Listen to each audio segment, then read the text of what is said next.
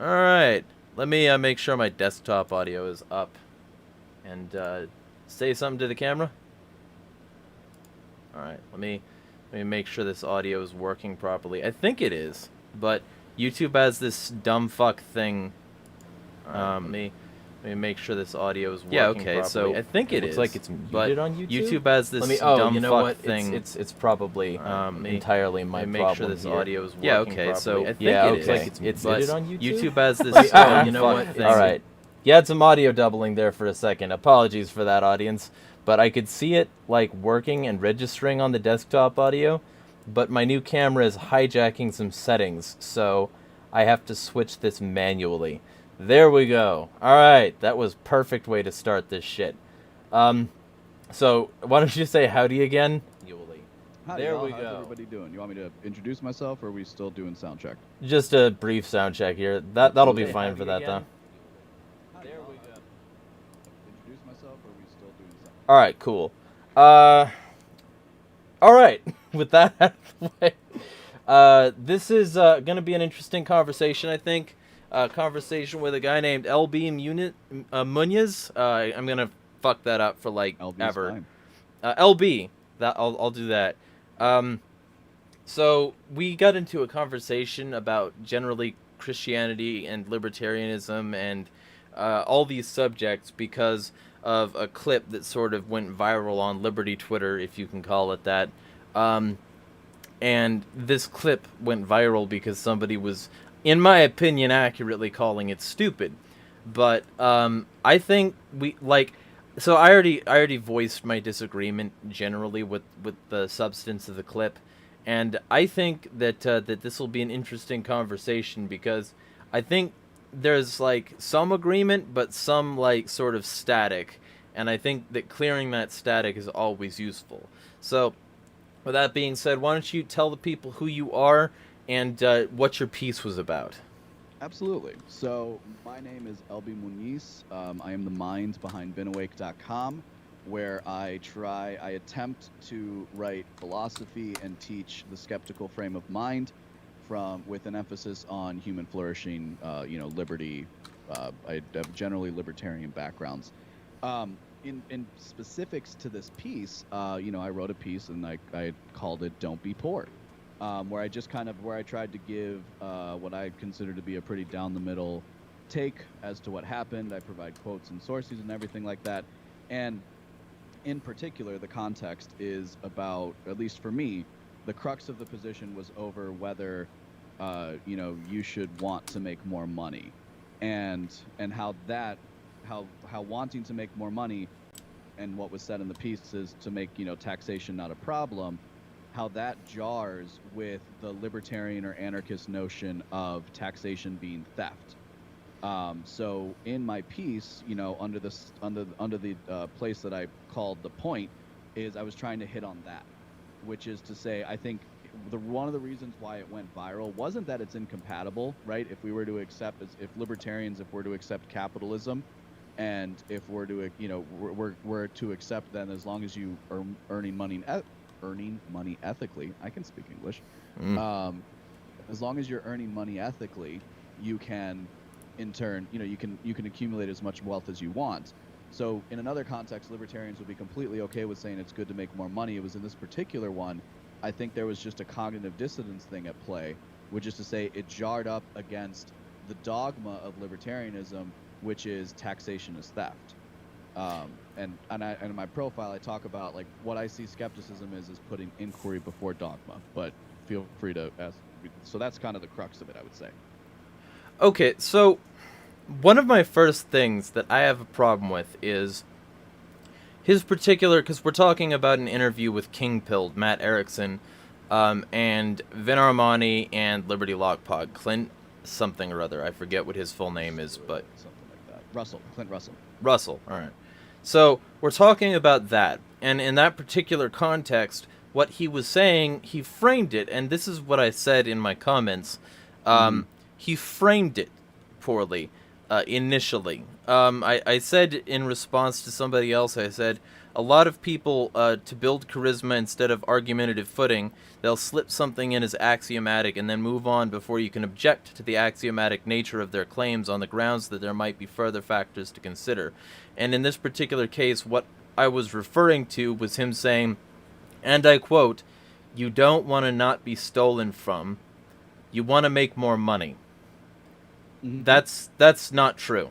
I want to not be stolen from, and I want to make more money.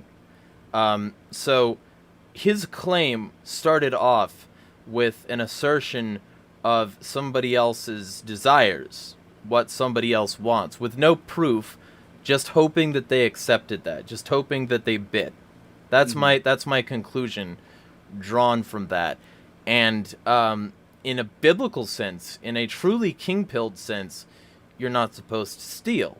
You're also not supposed to live by the sword, which is what the government does, and you're not supposed to build a massive amount of wealth to begin with. So the idea of like a wealth building Christian to me seems like contradictory. Like Jesus said, it is easier for a camel to pass through the eye of a needle than for a rich man to enter the kingdom of heaven.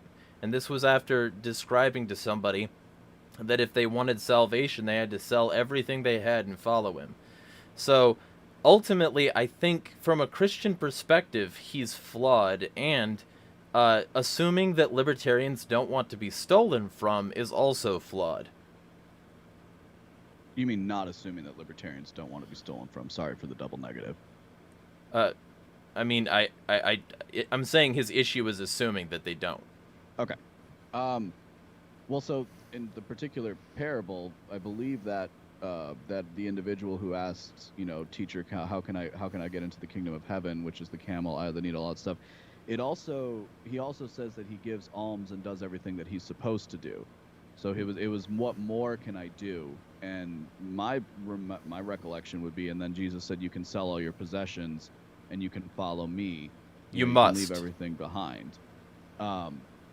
Right, but right before that, and if you know the chapter and verse, we can look it up. But if we go right before that, he talks about how he is doing good things, right, and he's commended for it, and he asks what more he can do, and in that instance, he says you can sell everything and you can come follow me. Okay, it's not about can, it's about have to. Okay, so then every single rich person who's a Christian is doing something wrong or immoral. I really don't accept the premise. I really wouldn't accept the premise on face value, and we can look at scripture if we want as a crux. Okay. But I don't think there's anything like in a logical sense that prohibits somebody from earning wealth and also being a good Christian. I do not see that. One moment. So, this is Matthew 19. So it's because Jesus gave us 2 commandments, right? I mean, if we're going to be very strictly Christian about it, Jesus gave one another as I have loved you. Yeah, but that was on top of the other law. On top of the Judaic law, right? Which doesn't prohibit earning money or building wealth. The Judaic law prohibits theft, which in this particular, so I mean, the first part of his statement, you don't want to be stolen from, is problematic, and then the second part of it was more that Jesus added onto it, because Jesus's rule was about divorcing yourself from the system, not serving mammon while also trying to serve God, because mammon was the material wealth that bound you to the earth rather than the kingdom of heaven. So the verses here, he goes over the fact that he basically kept Mosaic law, right? And then he says in verse 20, "The young man saith unto him, All these things have I kept from my youth up, what lack I yet? Jesus said unto him, If thou wilt be perfect, go and sell all that thou hast, and give to the poor, and thou shalt have treasure in heaven, and come and follow me. But When the young man had heard that saying, he went away sorrowful, for he had great possessions. Then said Jesus unto his disciples, Verily I say unto you, that a rich man shall hardly enter into the kingdom of heaven. And again I say unto you, it is easier for a camel to go through the eye of a needle than for a rich man to enter the kingdom of God. When his disciples heard it, they were exceedingly amazed, saying, Who then can be saved? But Jesus beheld them, and said unto them, With men this is impossible, but with God all things are possible. Exactly. Because we're not perfect. Right, but he's saying if you want to get into heaven, you need to be more married to God than your physical possessions, and that means getting rid of them if they're holding you back. So he knew the contents of this guy's heart. Haven't you just shifted the argument from what we're like, we're okay, so if we want to interpret the Bible verse, we can interpret the Bible verse, and I would do it very differently from how you're setting it up. You can set up your interpretation then. Absolutely. So I mean, I think when you take a look at this parable and this story in the Bible, it isn't an example of. I've had this conversation, ironically enough, once before. It was a long time ago, and it was in a college classroom with an old Irishman named Jim, who said he had never met a perfect Christian, because this would be what a perfect Christian is. A perfect Christian is somebody who sold all of his possessions and followed Jesus. I don't think that's the right thing to take away from this verse. I think the two key things that stuck out to me were when Jesus asks, if you want to be perfect, or not when Jesus asks, when he says, how can I be, if you want to be perfect, this is what you can do, and that's really, really hard to do, right? And it is really, really hard to do if you want to follow, the Word of God, and that's why some people are priests and some people are some people are laymen, right? If you want to live that life of spirituality, it's entirely incumbent upon you, but that doesn't mean that there aren't other people who are going to do different things. Moreover, the ending is, of course, the Christian message, which is we are saved through Jesus Christ. It is true that if we were left to our own devices as sinners and as men, that we would probably not get into heaven, and that's why you need the saving grace of Jesus. That is the Christian message. So I don't think taking this Bible verse as I wouldn't accept this as proof positive that you can't accumulate wealth justly or ethically. That's not what I was saying, though. I wasn't saying that this was the only verse. So I didn't say it was. I'm just saying in this particular one. Well, here's the thing. In context, I included things over here in the thread that I think relatively well sum what I'm saying up. So there's a verse, same book, Matthew 6, and Matthew 6:24 goes into some detail on the general vibe of like Christianity, and it has some hard-hitting things. So does Matthew 7, which has one of my favorite verses, which is about like, basically sorting your own shit out before you criticize somebody else. Matthew 7:5, a thing I think Erickson could do well to hear. But Matthew 6 includes a verse here, and the verses go, 19, lay not up for yourselves treasures upon earth, where moth and rust doth corrupt, and where thieves break through and steal.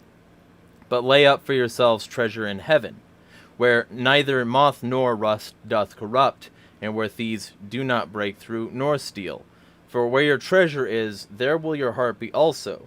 The light of the body is the eye. If therefore thine eye be single, thy whole body shall be full of light. But if thine eye be evil, thy whole body shall be full of darkness. If therefore the light that is in thee be darkness, how great is that darkness? And this is the crux. No man can serve two masters, for either he will hate the one and love the other, or else he will hold to the one and despise the other. Ye cannot serve God and mammon. Therefore I say unto you, take no thought for your life, what ye shall eat or what ye shall drink, nor yet for your body, what ye shall put on. Is not the life more than meat, and the body more than raiment?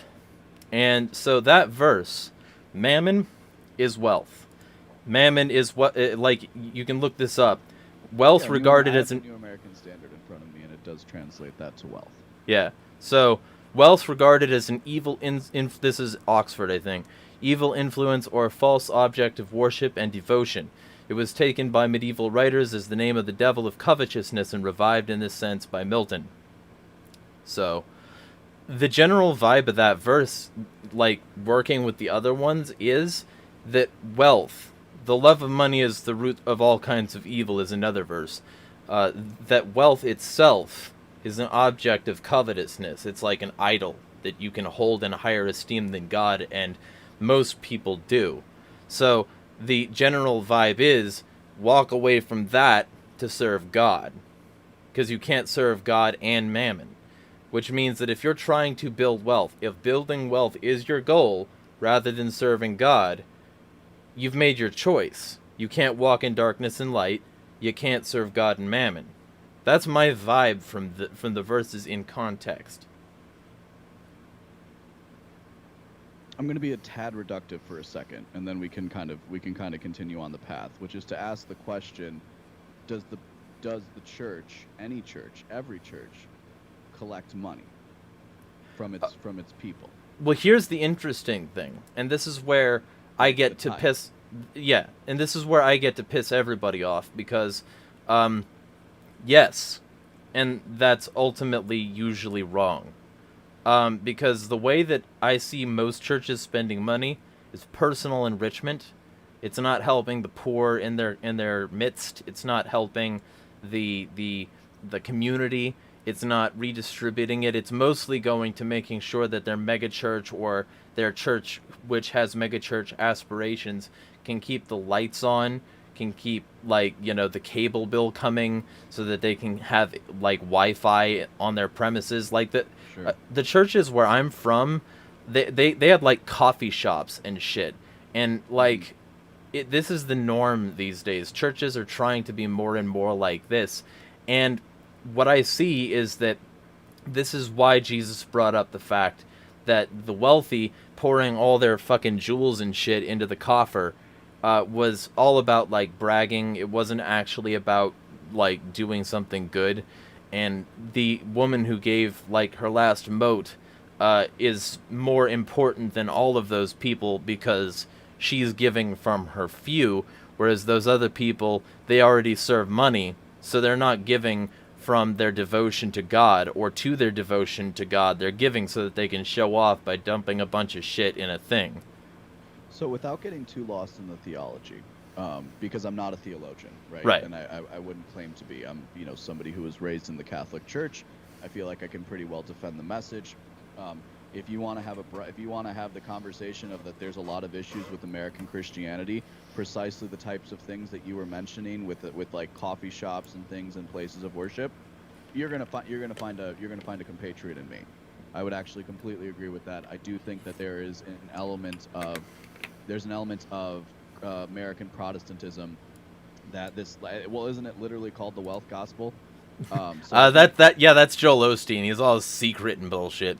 Right, but so just for 2 points, right? That's probably that might be one reason why we're interpreting wealth differently, is because I come from a different background in that Christian sense. And also, kind of going back really quick to a point that I meant to make earlier, which is this is why I wanted to have a conversation, because Twitter is such a limiting medium, and you and I can argue about wealth there, but I wouldn't have been able to make this connection that I just did without, us actually having a proper conversation, which is, I just think if you're not keeping that in mind when you're interacting on social media, you're doing yourself a major disservice, because you're not going to have a good time. You're not going to have a good time, and people are going to drive you crazy, and you're not going to be focusing on other things that can bring you more pleasure in your life. So thank you. That's why I'm happy we're having the conversation. I wouldn't, again, it kind of, like I said, does the church collect a tithe? Would it be your contention that a rich person, like somebody with wealth, right? That somebody with wealth cannot serve God? Yeah, let's leave it that way, because that stays within the context of this Bible verse. It's because the whole point is that you can't serve two masters. How did they get the wealth? by engaging, we have to assume ethically. We have to assume, generally speaking, through nonviolent, non-coercive means. I don't have to assume that, especially since the person who's saying it in this particular case is also saying join the government, become politically connected so that you can own the guns you want or do the drugs you want. Well, that's not exactly what he's saying, to be fair to his point.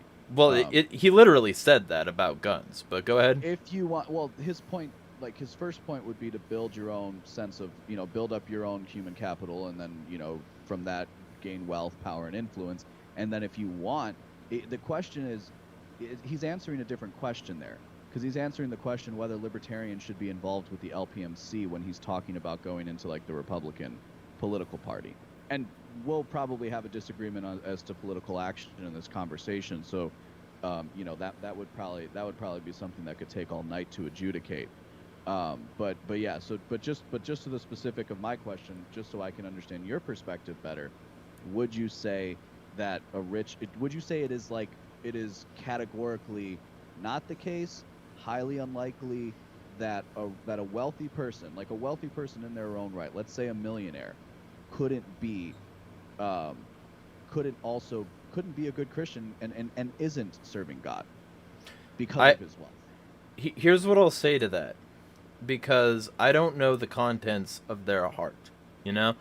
I'm not God. So Right. What I will say to that is, well, if you're an atheist, sorry, which you said before we got on, you don't even believe in God. right, but So- like the point is that if this person theoretically was 100% serving God, I wonder how they got that wealth. It matters to sort of the analysis here to not just look at their wealth as ethical in a vacuum. I would need to know a more specific example, which is why what I would say to that is, because I'm not God, I won't say categorically yes or no, but what I will say is I have never seen an example. Not once have I ever seen an example of somebody who got their wealth, especially like $1 million and up, unimpeachably. Never once. I mean, you're welcome to show me a counterexample, and I'll, see if I can't, reflect some sort of statism or some sort of anti-Christian or biblical thing in that. So let me infer from that.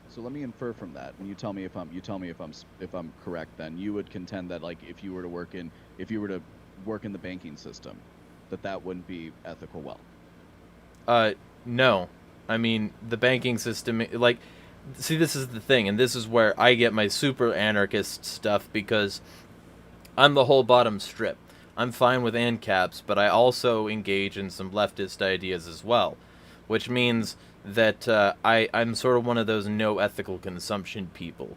I think there's a really good line from a song by a band, La Coca Nostra, and it's blood money's the only money there really is, whether you bang on the block or boardrooms for billions. I think that really encapsulates it, in my opinion. I think the entire system is flawed, and the fractional reserve banking system and the interest and the fact that those banks work directly with the Fed to manipulate the economy, yeah, I would contend that that's massively unethical, and that by doing that, they're participating in an unethical system. I'm not saying that I'm necessarily better. I have a bank account. I have 2, actually. Maybe 3. I don't know if the third thing qualifies, but I do know that I have 2 bank accounts technically in my name. So I'm not saying I'm perfect here. What I am saying is that it's not ethical to participate in the system in that way, and that we all kind of have to eat a little bit of dirt in order to participate in the system to begin with. Now, this system sort of coerces us all, and that's part of the problem. The dollar and the U.S. government themselves are highly coercive entities, which is why I take strong issue with him telling me that I don't want to be stolen from. Don't tell me what I want to begin with, and then don't assume that somebody who calls themselves libertarian doesn't want to be stolen from. It's a bad prescription. And in this particular case, I don't want to be stolen from. I don't want to be aggressed against. And the entire concept of criticizing libertarians on the ground that they don't is flawed, especially considering, like, if he was talking directly to me, he'd be completely wrong.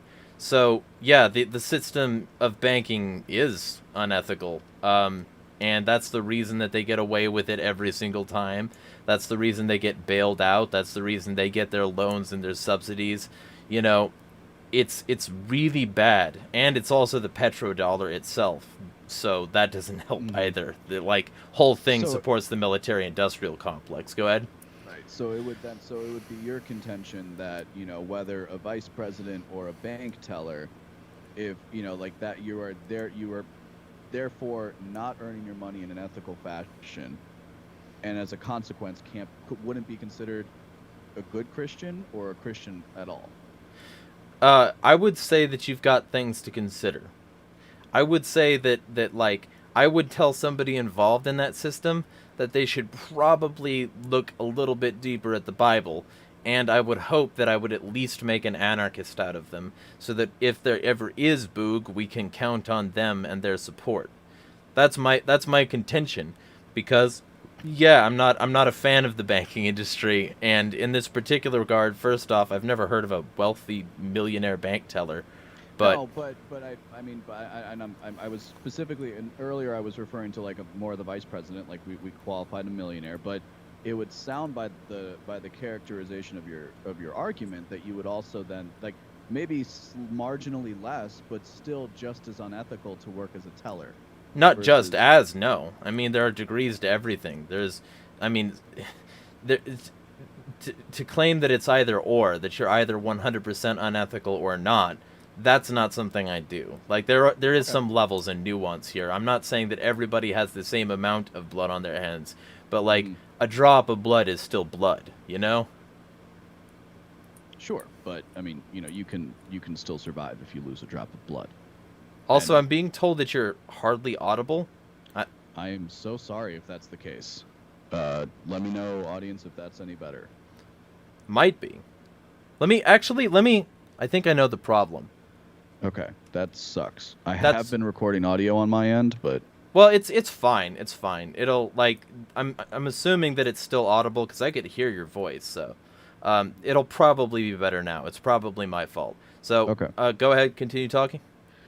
I don't know exactly where it was. We were talking about blood on hands. Yeah, but with a drop of blood, and yeah, please, guy, because I can't see the chat, so let me know if I sound better. I'll try and be a little. I turned up my mic a little bit. I think that.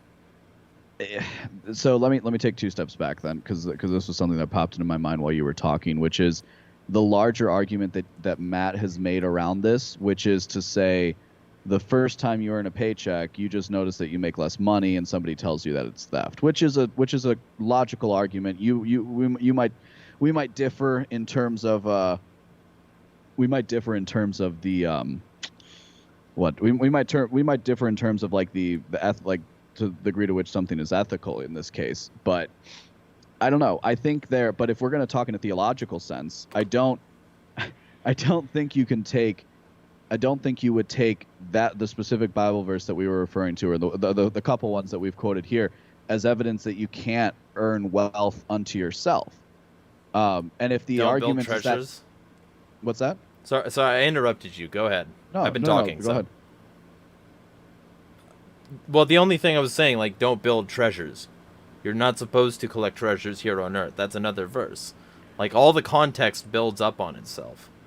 Mm-hmm. Yeah, I just don't. Again, I'm not a theologian here, so I'm not going to maybe make the best case for it.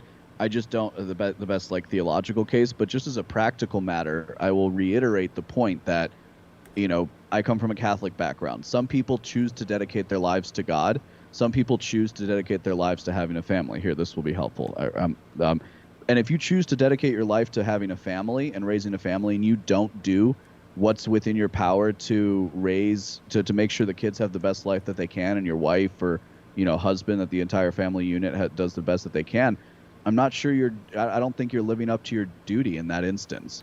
So if you want to choose the priesthood, or to live a life of asceticism, there is an ascetic idea within Christianity. There's absolutely this idea. I just don't think it's exclusive, and moreover, I don't think it's practical. And Well, I don't think it makes me not a Christian to say something like that. And I think reality as it exists speaks to that effect. well, here's the question. Hmm. Are you building wealth if it all goes directly into your family? And if you're building wealth well beyond what your family needs, then why isn't that wealth going to a family who needs it? Uh, in terms of the Bible verses about giving to those who have none. Why is your I would say in most cases, you would do both. okay? But here's the thing, that's not building wealth at that point. That's building like a baseline investment. I would say that it's building like, you know, just enough to get you by. Living a humble Christian life is different to me than building wealth, and I believe different to the Christian religion as well. And we're not talking about like building wealth up to the baseline here. We're talking about building enough wealth that you don't care about being taxed, or building enough wealth that you can be politically connected and have the guns that you want, or building enough wealth that you can flee to another country to do the drugs you want. Like, that's what he was saying. Hmm. Like, those are frivolities. Like, they didn't flee Rome. They stayed in Rome and preached the word in Rome, even when they were about to be decapitated and shit. Like, Yeah. they didn't do what he's suggesting doing. Okay. Yeah. I mean, like, I don't know that Matt uses the Bible. I don't know that he's necessarily. I don't know if he's a full Christian. I don't know if he's been I know he was raised Christian. I don't. But again, I'm just gonna stick on. I'm just gonna stick on the point of, I don't see an incompatibility with Christianity and building wealth. And wealth here is obviously, what wealth is up for debate. If you earn income and you put that income into your family, that is building wealth, right? Because it would require you to make sure you're building the life that can support the family. If That's you not have what skills wealth that are is, though. marketable, well, okay, then we can get into a conversation of what we mean about what you mean by wealth, what I mean by wealth, what Matt means by wealth, and so we can talk about different things. We can talk about this word in different contexts. So that is obvious. Okay, so I'm looking this up right now. The Oxford definition of wealth is an abundance of valuable possessions or money, the state of being rich, material prosperity, plentiful supplies of a particular resource, and that particular line is referring to like the country's mineral wealth. The other example sentence is, he used his wealth to bribe officials. Some people buy boats and cars to display their wealth. In a biblical context, wealth is almost interchangeable with mammon in such a way that your translation specifically auto-translated that to wealth. So, in a biblical context, you're not supposed to build wealth. You're supposed to be humble and live just in your means, because your real treasure is elsewhere. It's not of this world. Your real kingdom is like another place. That means you're not supposed to serve politicians. You're not supposed to, like, bribe public officials so that you can have the gun you want. You're supposed to, like, follow God's law above all men's law, and eventually, your treasures will manifest themselves in another life. Sure. I think one of the reasons why we're having some issues coming to like a conclusion here is because it has to do with the form and the substance, and I don't disagree with the substance of it. I will personally attest to the fact that focusing on things that make me money and getting myself to some kind of financial self-stability it's helped me immensely. It's not enough to say be broke and live a Christian life as a consequence. I think you have to put I'm not sola scriptura, even when I was a practicing Catholic, because Catholics don't believe that. So I don't think the Bible is necessarily something that must be interpreted strictly as is. You would have to put it into many other contexts, including a historical context. And in the world of ancient Judea, as you would agree, I'm sure, is very different than the world of 21st century America, and you have to have a certain modicum of success in order to have any sort of control over your life. Well, I didn't say don't be stable. Wealth is above stability. Okay. Well, so, and like, but I was trying to make the case before that we can understand wealth in multiple ways. So if you want us to change everything to have a stable life, then I would accept that for the sake of argument. I would just disagree that we need to be so. I would disagree on getting hung up on the form of the argument and not the substance. Well, the substance of the argument started out with "you don't want to not be stolen from." That's a quote, which is wrong. I do not want to be stolen from. And that's why taxation is bad, because it's feeding the state, it's serving mammon, and it's also helping the state build their own wealth. It's helping them create their empire based on the debt machine and help enslave us all. It's serving, Caesar instead of God. It's serving, in this case, like the Federal Reserve, the military-industrial complex, the banking system, you name it, over God. It's choosing to walk in darkness and not in light to help the state to become connected. And what is that thing that you're choosing? You would say choosing to build wealth is enabling the system? I mean, I would say in terms of the word wealth, yeah, stability is different, because if you have just enough material sort of prosperity to be stable, then that's different in my eyes to building wealth, and it's different in a biblical context too. Okay. Because every instance of the word wealth in the Bible is usually not really fucking smiled on, in my experience. And if you want to, I have a question for you then, because I want to understand your thinking on this. Would you say then that somebody can be both stable and wealthy? I mean, yes, but the wealth is in addition to that. That's the reason it's and. Okay. I mean, I think if you're wealthy, you're probably more resilient to shocks, right?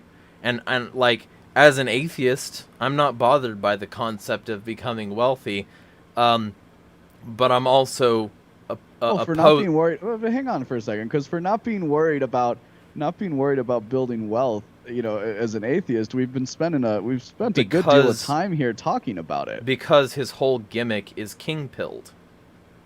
Because his whole gimmick is the Bible, which is what I was going to say. Well, his whole gimmick is actually an interpretation of Mencius Mulbug, aka Curtis Yarvin. There's far more to do with it.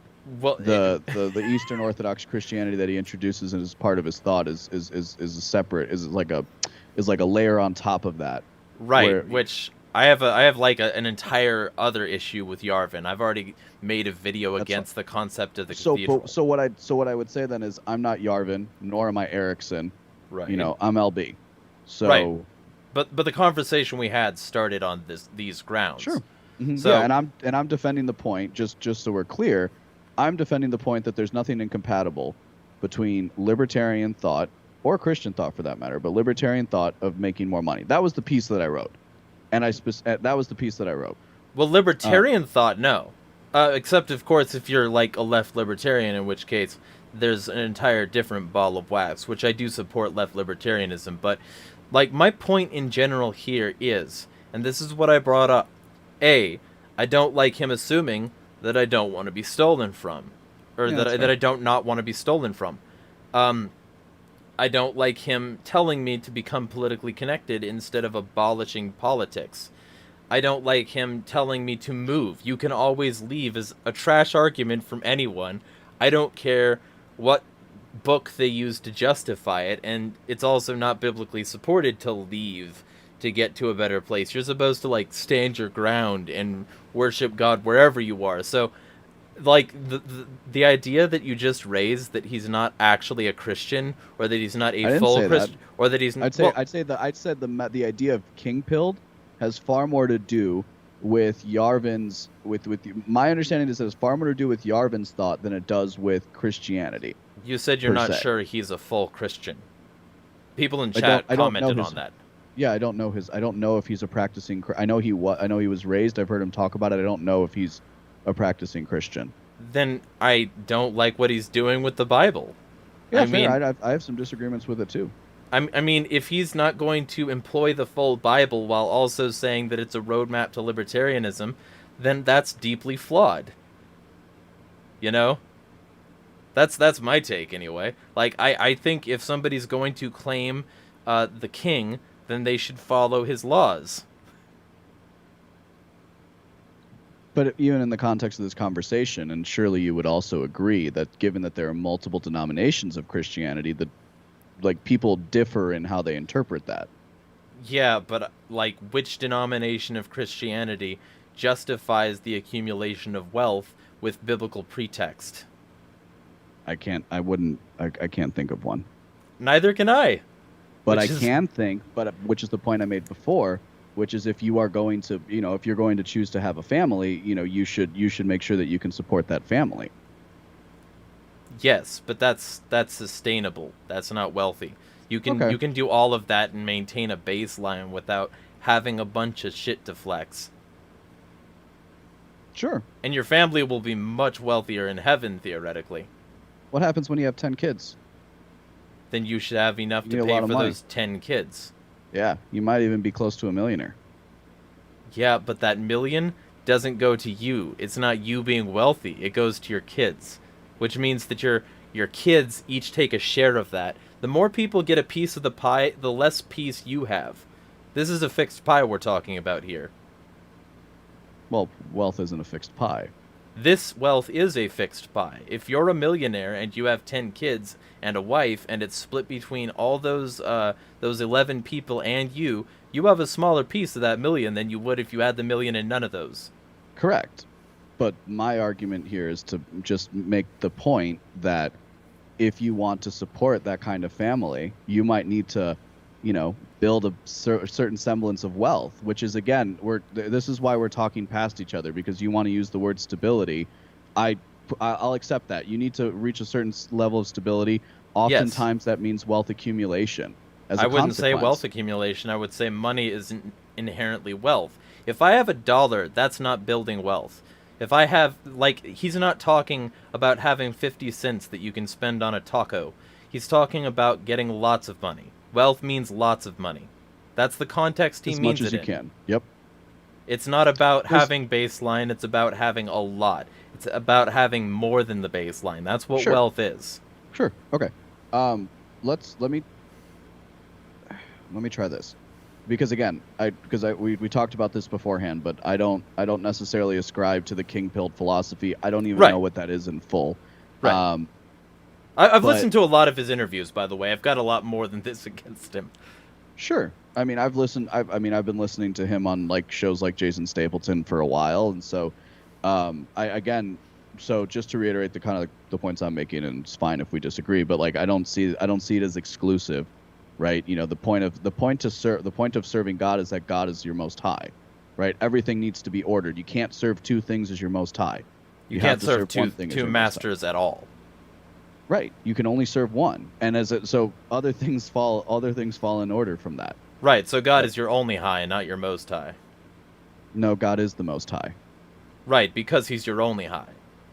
Because he's your only king. No king but Christ. Sure. Yeah. Okay. So basically, everything needs to follow from those conclusions. And if Jesus says, you shouldn't build wealth for yourself here on earth, and if Jesus says, if you want to be perfect, you got to get rid of all your stuff and follow me. Because keep in mind, that guy didn't have kids. That guy didn't have 10 kids and a wife, and he wasn't trying to support them in a household in modern America. He was a single person who built wealth, sort of like Erickson. So wait, who are we talking about? The guy who asked Jesus the question, "What then lack I?" Erickson has a family.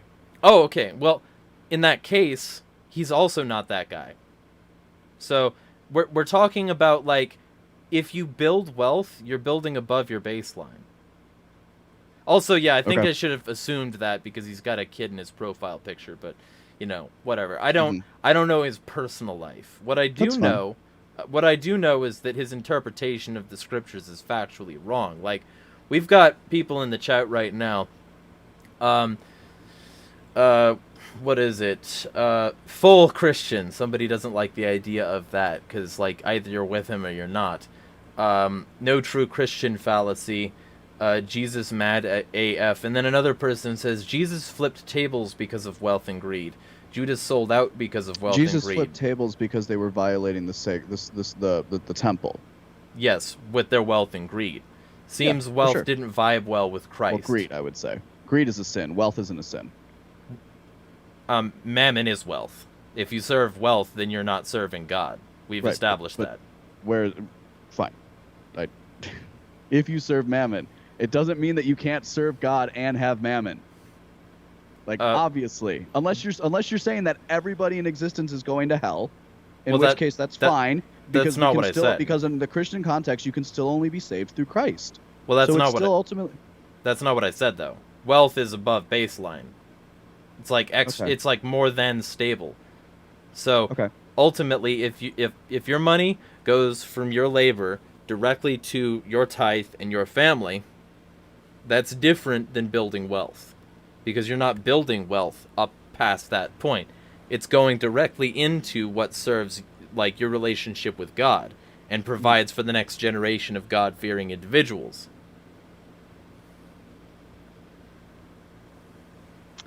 Okay. I mean, I see your logic. I just don't see how that's very practical, and I don't see how that helps people. Well, in this particular case, it helps people by telling them that this government, which taxes them, which steals from them to accumulate wealth, because they have more wealth than any of us, they shouldn't be doing that. They are acting in an anti-Christian way, and you should try to avoid helping them do that by all costs. That's the reason that tax collectors were always frowned on in the Bible. You know? That's the reason why somebody had to stop being that to follow Jesus. You've befriended the tax collectors, so, I mean, you know. Yeah, but only if they didn't, like, sin. Okay. Yeah, agreed. So, yeah, I mentioned before that, like, a theological debate is a little bit outside of my normal purview. I can only... Go ahead, sorry. No, I was just going to say, so, like, I don't, like...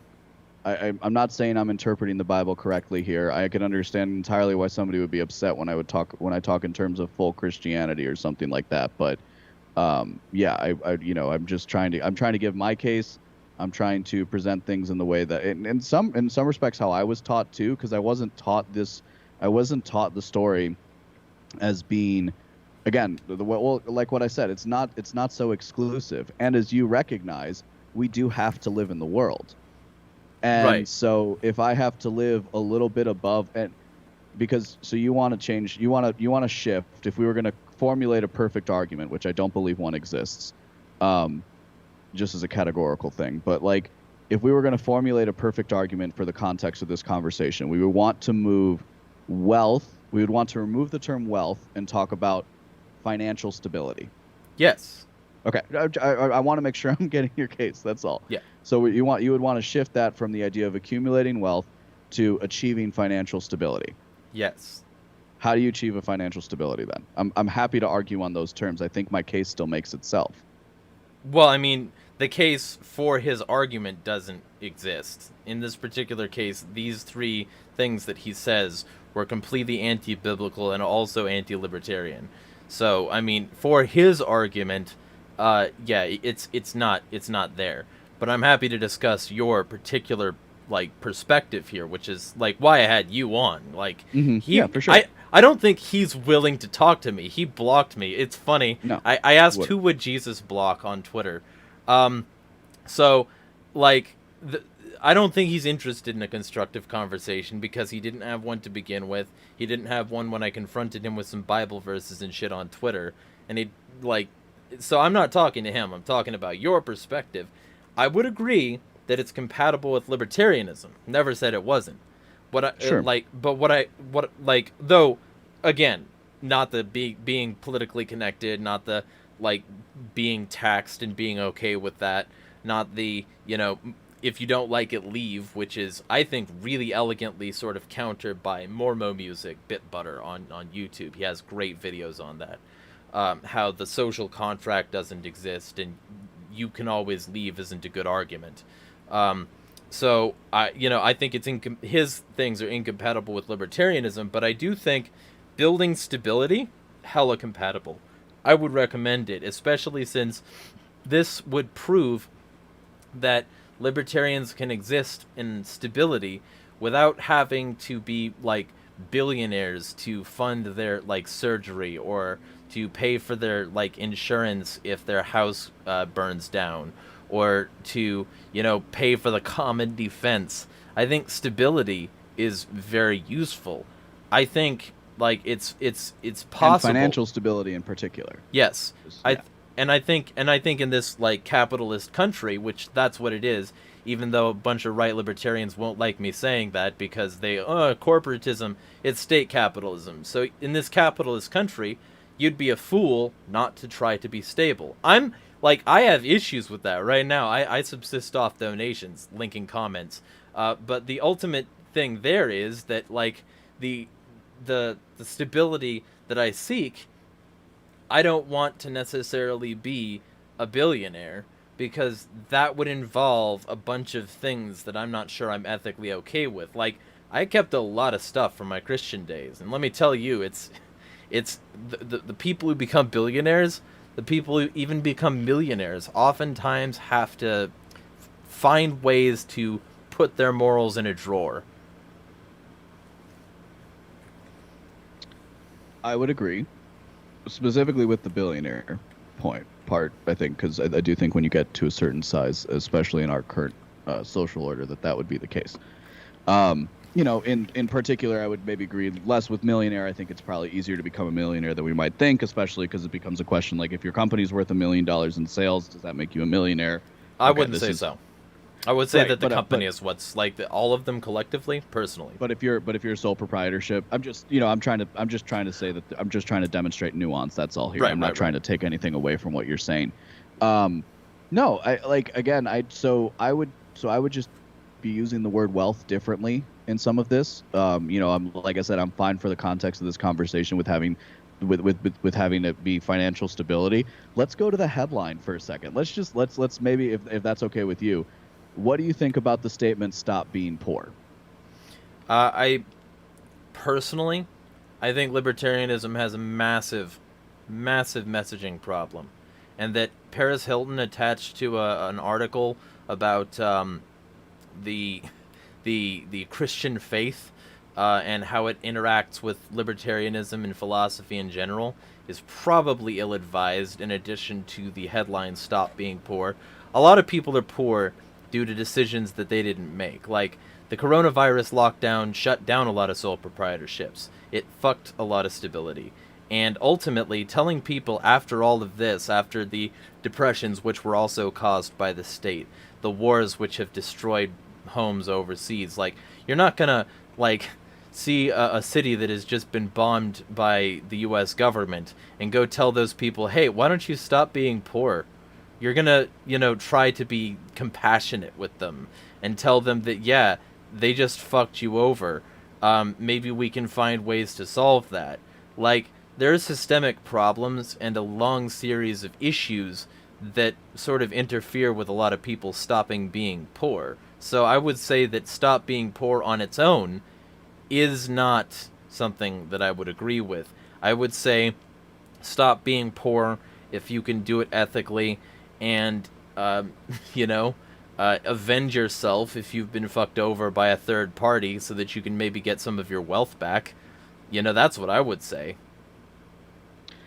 So, do you mind if I read from the end of my piece where I kind of address this? Go for it. For sure. So I get it. Asserting that people should stop being poor or make more money seems overly simplistic. That doesn't mean it's wrong. I know firsthand how difficult it is to take a hard look at yourself, especially your money, and realize you're not where you want to be.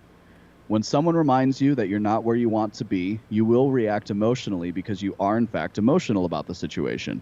I'm speaking from firsthand knowledge as someone who only recently started making enough money to overcome the mountain of student debt I foolishly accumulated in my early 20s. To this day, it's still a major trigger for my anxiety that I have to actively fight against.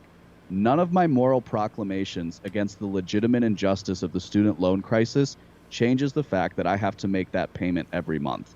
Wallowing in my misery didn't make anything better. Do you know what did? Making more money. I found a way, and you can too. So I preface that because like that's all true, like 100%. I'm not like lying about it. That's literally like my life. That's something that I really struggle with. Um, Right. but And by I the way, I don't. find I want to no, no, preface but hang something on. real quick. I don't But want let me to just say you're being dishonest. I just want to get that out of the way. no, I know you're not. I'm just saying that for the sake of the audience. If like that's like 100, like if you want, we can log in right now. I don't think you're No. saying that. I can show you how much I owe. Um, but but like but the crux here is that I can't change that payment. The system is fucked, man. The system is screwed. The system screws you over. But you know what?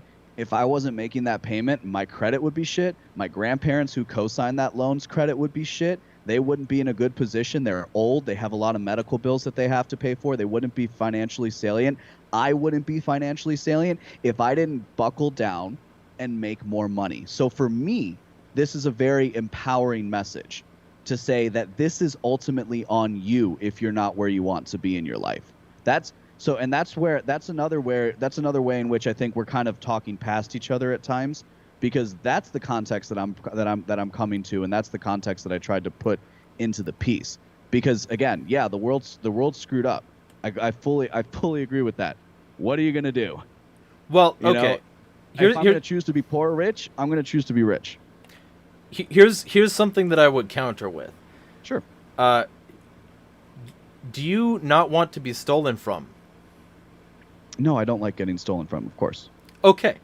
See, so first off, you disagree with him, but second off, the primary thing here that I would say is, Well, what hang on, were but I these don't students? like, go ahead. Sorry, no, I don't mean to cut you off. Please finish.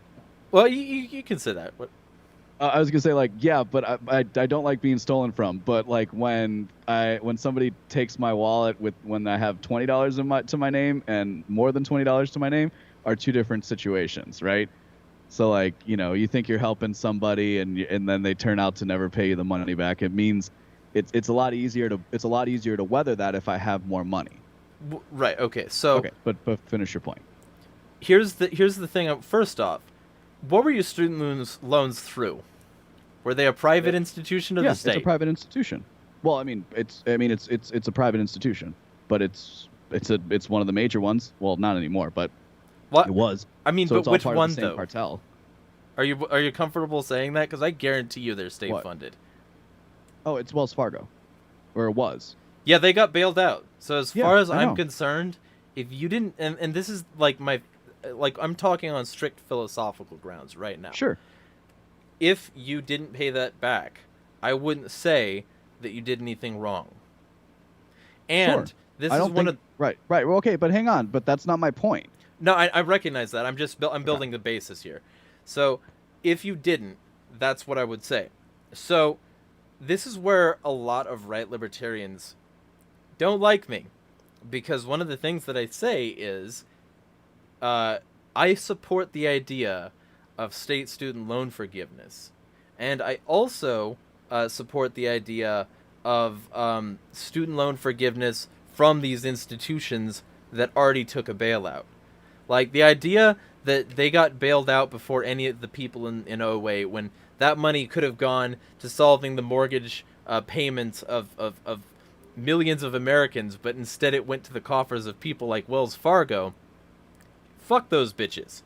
Absolutely. So my particular contention here is, you ask what can we do? We can tell them to fuck off because they did the same thing to us. Sure. Okay, but I tell them to fuck off because I did when I couldn't afford it, and what happens? But like, No, 'cause this is because I'm not saying you should. I'm saying Yeah. what can we do? So ultimately, I'm building the libertarian case that from a libertarian perspective, there is a lot you can do. And if enough people did this all at once, or if the state was abolished and no longer existed to enforce the collection of these basically fraudulent loans for bullshit degree probably anyway, I don't know your degree, but the general I never got one. well, there you go. But like, you kept the training. I think training is important, like for a variety of purposes. But my general vibe in this regard is that there are systemic problems that we could generally solve,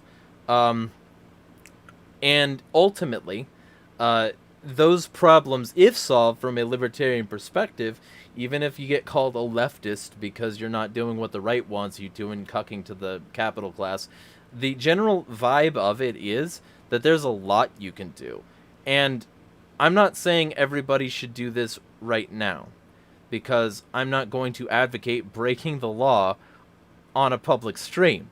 But what I will say is that Jesus was all about that civil disobedience, and the real king pill might be to do just that.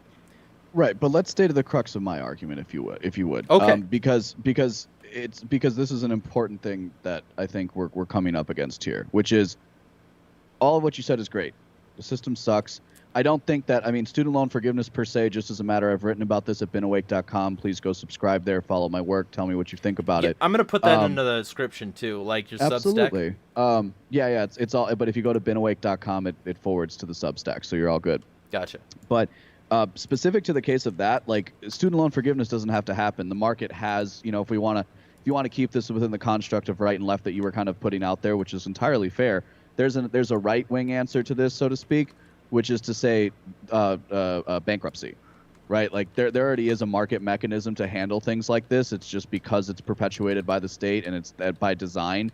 Like, I mean, I do believe that they want to indebt people so that they can't achieve the things that they want to achieve in their life. I think that much is obvious to me as somebody who's suffering from it. But you know what I'm not going to do? I'm not going to wallow. And I'm not going to put myself in a position where I can't achieve the things that I want in my life, including financial stability. And so ultimately what I have to come back to in terms of how I'm going to do that is to stop being poor and to make more money.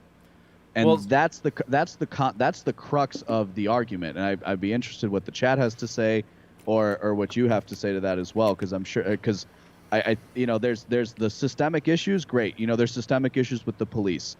Right? What is the left's answer for that? Well, everything is racist. Well, no, that's the left's answer to that is abolish and or defund the police. I don't believe that to be true, but I'm sure some people on the left would agree with that. But I mean, as far as any major figure or any major organization advocating for that, like, I don't believe that Antifa wants to abolish the police. I believe they want to be the police, because that's exactly what communists do.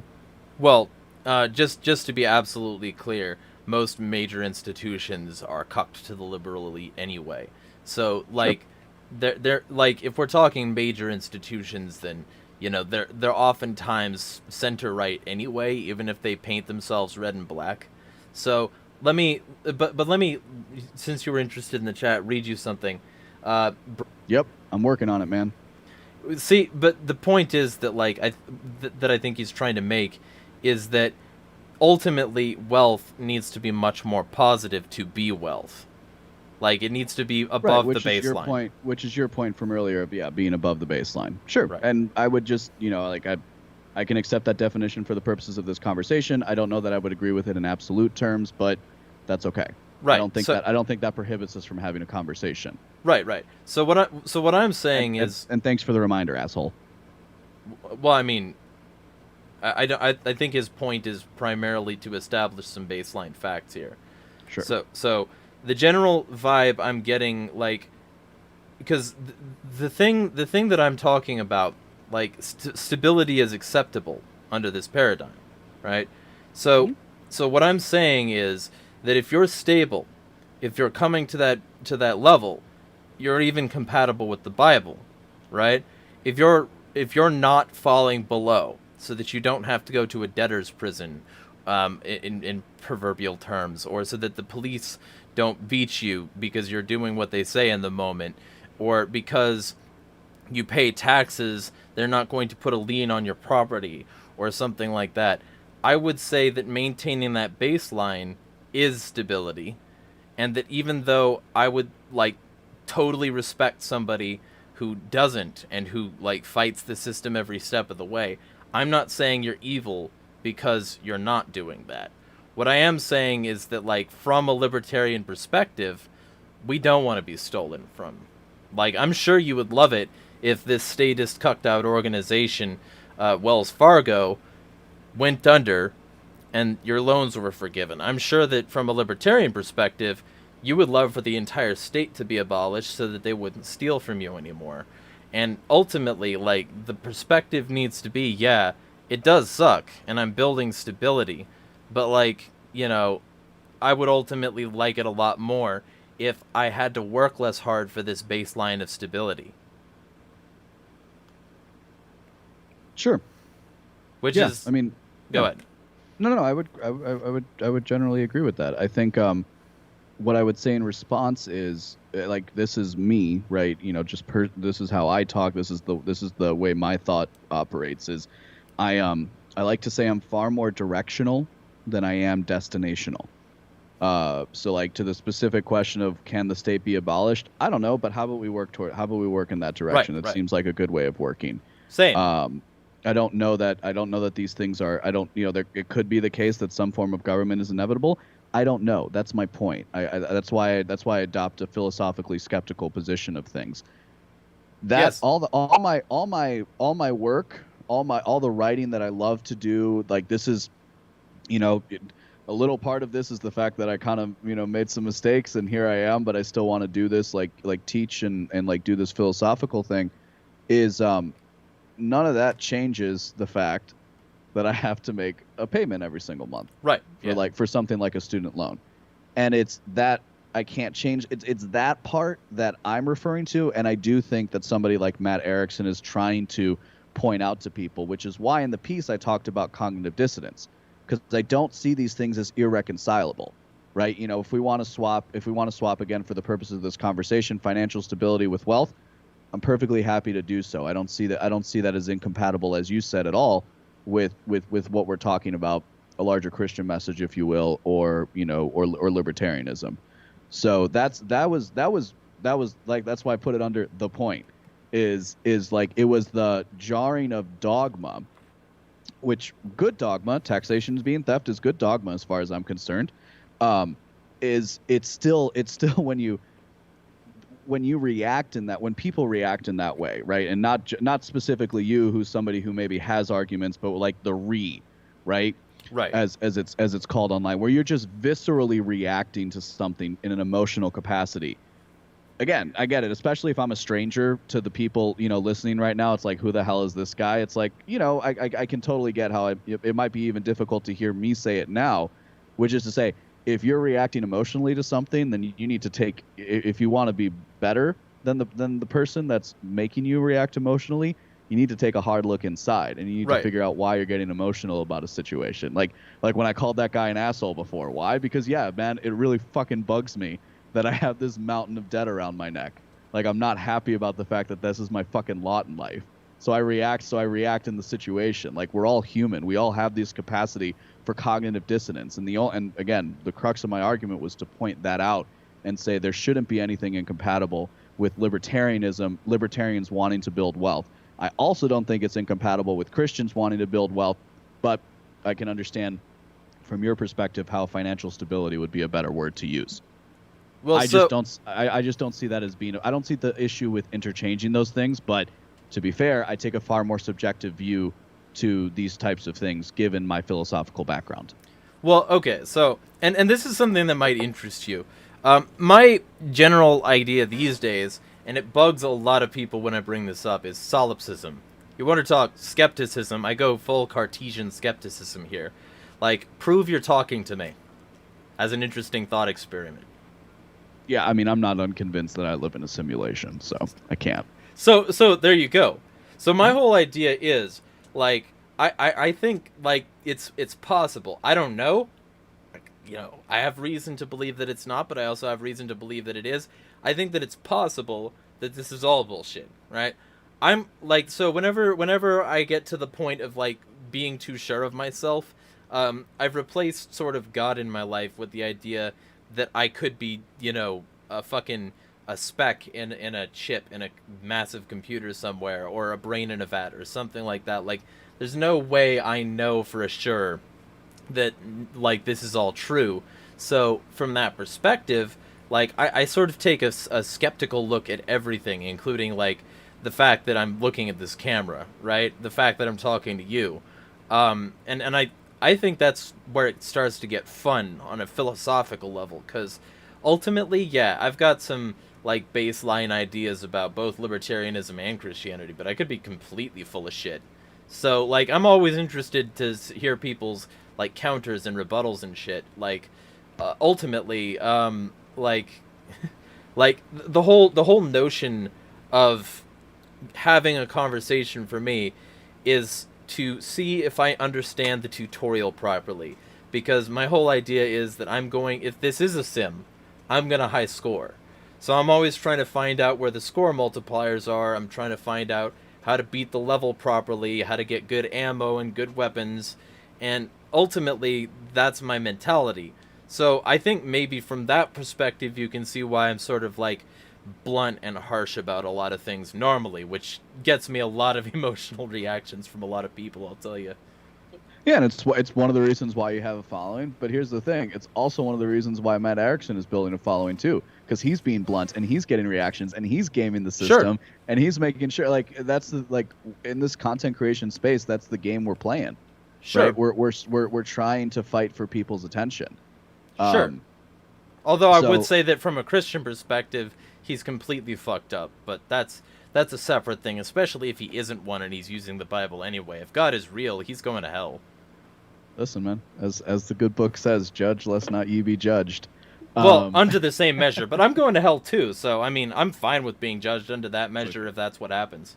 I'm good with God. I'd like to think so. Hopefully, we'll find out. The man upstairs. But to the specific point of what you were pointing out, which is questioning the nature of existence itself, which you're right, it is a fun thing to do if you've never contended with that.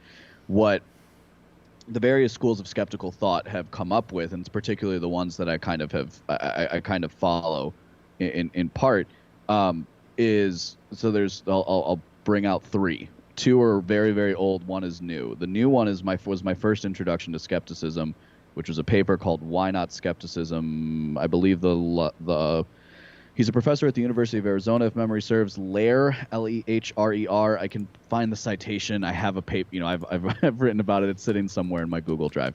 But the point is, he talks about he brings up the fact that he puts things in terms of doubt, right? So it's this idea that most people begin with truth first, and so skepticism is the teaching of doubt. Yes. Right. So it's agnology. It's doubt before assent. Right. The older ones would be the genesis of it, the Third Academy. Again, this is my thing. If anybody there knows more than me, I am sorry for being incorrect. But basically, don't be. Like being incorrect is don't be sorry for being incorrect. Being incorrect is the first step to being correct. Well, we're all incorrect. It really at first. sucks when you're in the comments and somebody's incorrect on screen, because I've been in that position, which is exactly why I'm doing this show. So that's the context that I mean it in. But okay. So basically, you had like Pyrrhonian skepticism or academic skepticism, and then you had Sextus Empiricus. Sextus Empiricus was basically like, all right, you really can't know anything. So, and I'm being, this is very general. So all you can really do is follow culture. All you can do is follow tradition and like kind of just hope that you don't die too soon. And that whereas academic skepticism is about, okay, so we understand this issue, how do we build from there? And that's more what I try to do, which is try to present the best arguments for things, which is to say I put myself out there, right? Like I'm trying to make sure that I put things out there and correct them as they go. But that's different. And hang on one sec, because my laptop might die here. Well, I'm looking the paper up right now, so if y'all are interested in reading that, it should be in the description relatively soon. Yeah, see, like part of my problem is I can talk like this for like hours, so it's one of those problems in my life. But I'm gonna be looking this up, and the link should be available. About that. Usually for it has free. a better. Usually it has a better battery, but then again, I've never, normally we're almost at 2 hours now, so that's fair.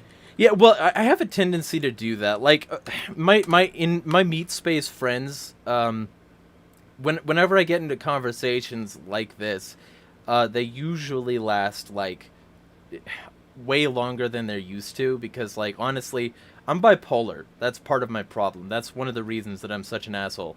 So, Sure. like. And I also don't medicate it, so that's a contributing factor. But like the ultimate thing is that like I can go on for like fucking way too long. So your laptop is probably not used to dying because it's probably not used to having its soul sucked out of it by my mouth. But Well, I don't always do video calls anyway. So, no, it's. But I'm glad you brought that up of just being going on for a while, because I think that's important for the long. Like that's why long form content is so awesome.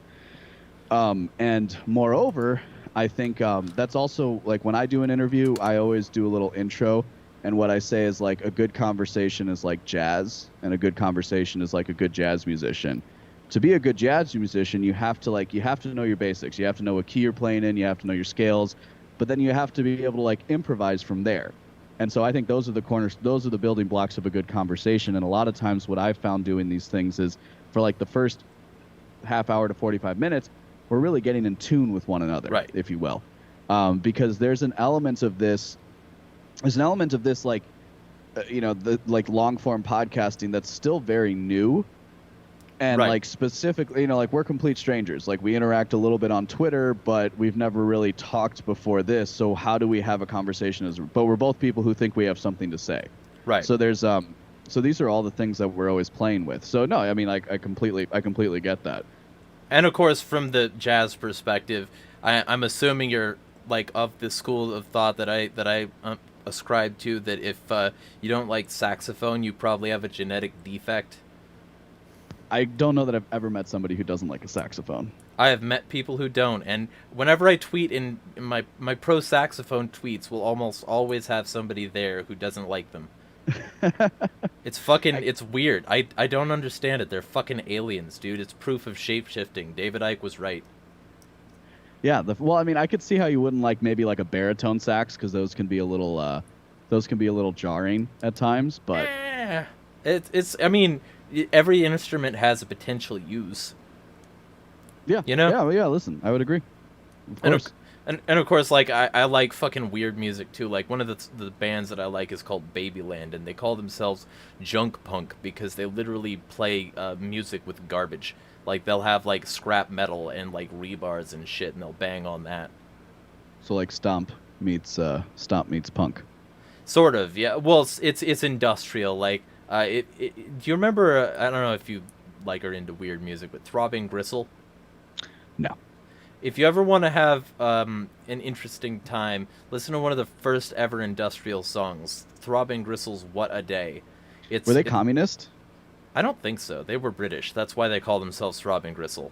Okay. Because like they didn't have a name, and then somebody like said, like it was one of those things where like they didn't have a name, and then somebody like compared them to that, so they were like, oh, let's just call ourselves Throbbing Gristle. Another band had a similar experience. They called themselves Revolting Cocks because once they got off stage, somebody said, "What a bunch of revolting cocks." I thought that was fun. But the whole thing, like, so the reason I bring that up is the saxophone thing is because I think the jazz is an interesting way to look at it. Also, because jazz has a lot of like elements to it that involve like personal expression with old instrumentation. So like you're talking like my personal preference is dark jazz and funk jazz, and not a lot of people are the same way. A lot of people would rather just listen to Careless Whisper forever. I don't know that I know dark jazz by name, but I'm sure I'd recognize it if I heard it. I personally, so I'm a percussionist and a vocalist. So by training, so like that would be, so I love like Latin jazz, but I really anything. I mean, I also love Dixieland, and my grandmother hates Dixieland. Or no, wait, I'm using the wrong term. No, I was right. The line jazz things that they do in New Orleans. What's the word? It's escaping me. Did I have that right? I think you're close. I don't remember it right now. Mm-hmm. But I think you're close. But either way, yeah.